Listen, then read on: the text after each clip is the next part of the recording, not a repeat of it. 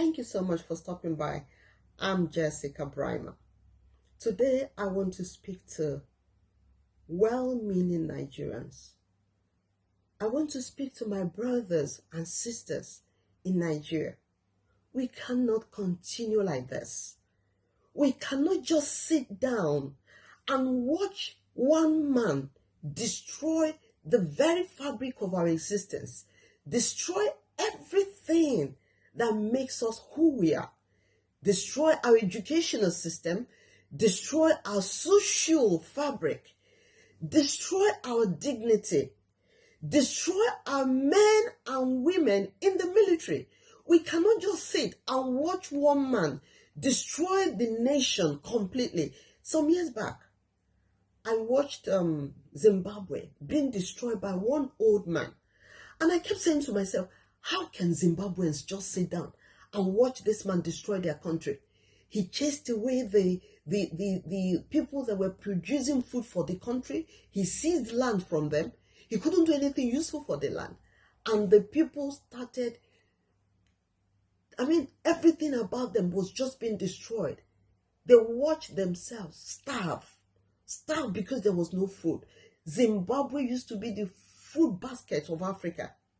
Suddenly, starvation took over because the agricultural industry was completely destroyed by their president, Mugabe, their then president. Then things began to happen. They couldn't pay salaries. People could no longer pay school fees. Things just began to happen, and Zimbabweans started running away from their country. I'm watching the same thing happen in Nigeria. I'm watching the same thing. We are just sitting down. Everybody's folding hands and watching one old man destroy Nigeria and destroy Nigerians. He has reduced Nigerians to nothing. Professors in Nigeria, university lecturers in Nigeria cannot afford to feed anymore. They can't afford to feed. They can't afford to take care of their families.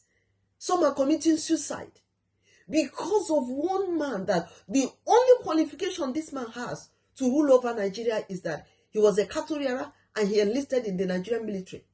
All he knows is to destroy lives, slaughter cattle and slaughter human beings. He boasts about how he killed Igbos in the Civil War. He said, yes, I fought and we killed millions in the war.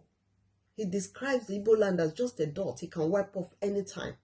So he has destroyed our educational system. He has destroyed the medical services in Nigeria. Doctors are running away from Nigeria. Nurses are running away from Nigeria. Every good thing we have is escaping from Nigeria. We can't continue watching this man destroy us like this.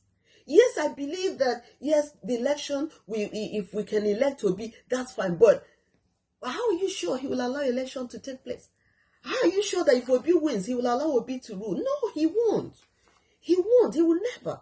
When this man came into power, his economic policy reduced Nigeria to nothing.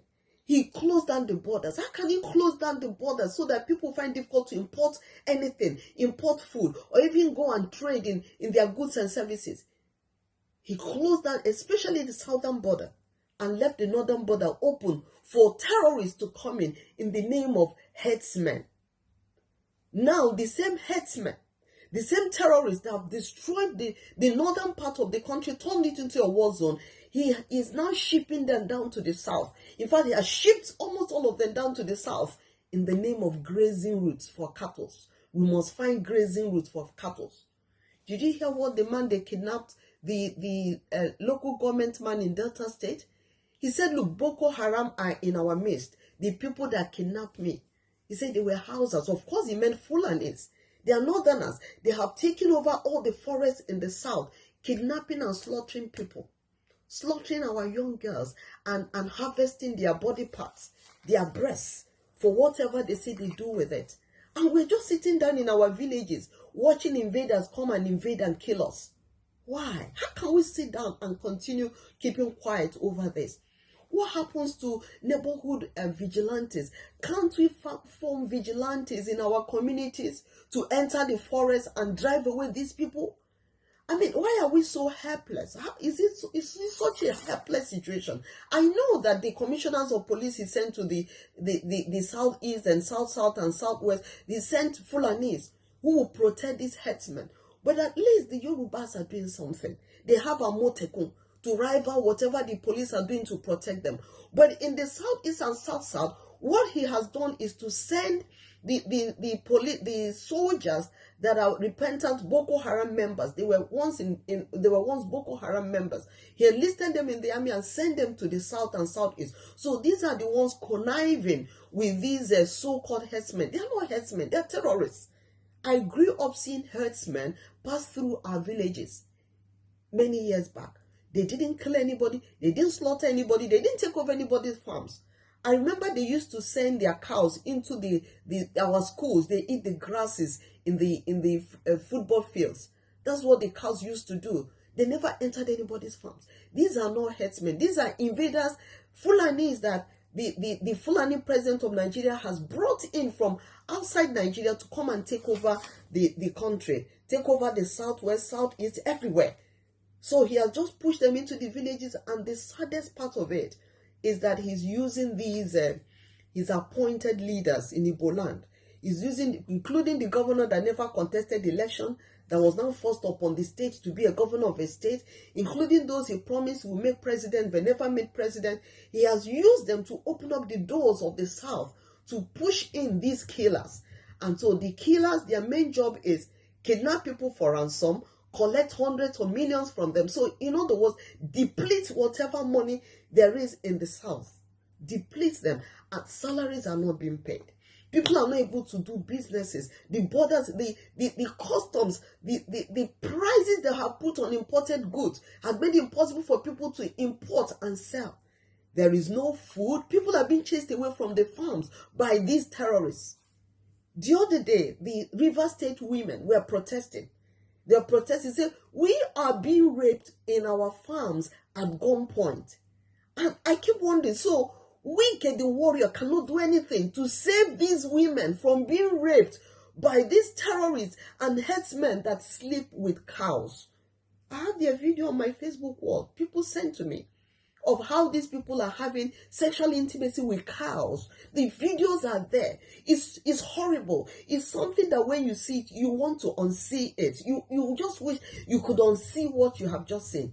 These are the people, after sleeping with their cattle in the forest, they go and waylay our women in the farms and rape them at gunpoint. And Governor Wike cannot do anything. Abia State governor cannot do anything. It's happening in the states in the south. But I was shocked to hear that it was happening in River State. I thought it was only in Abia State and Anambra that it was happening.